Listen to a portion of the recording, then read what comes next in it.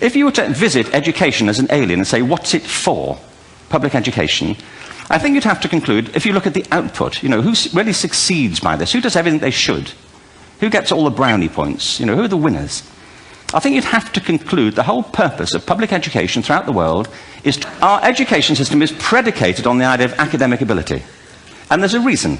The whole system was invented around the world. There were no public systems of education really before the 19th century. They all came into being to meet the needs of industrialism. So the hierarchy is rooted on two ideas. Number one, that the most useful subjects for work are at the top.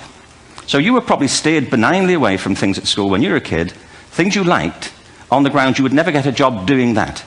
Is that right? Don't do music, you're not going to be a musician. Don't do art, you won't be an artist. Benign advice. Now, profoundly mistaken. The whole world is engulfed in a revolution.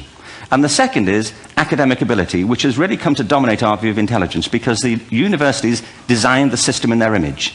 If you think of it, the whole system of public education around the world is a protracted process of university entrance. And the consequence is that many highly talented, brilliant, creative people think they're not, because the thing they were good at school wasn't valued or was actually stigmatized. And I think we can't afford to go on that way.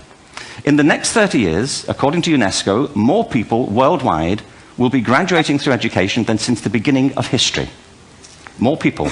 And it's the combination of all the things we've talked about, technology and its transformational effect on work, and demography and the huge explosion in population. Suddenly, degrees aren't worth anything. Isn't that true?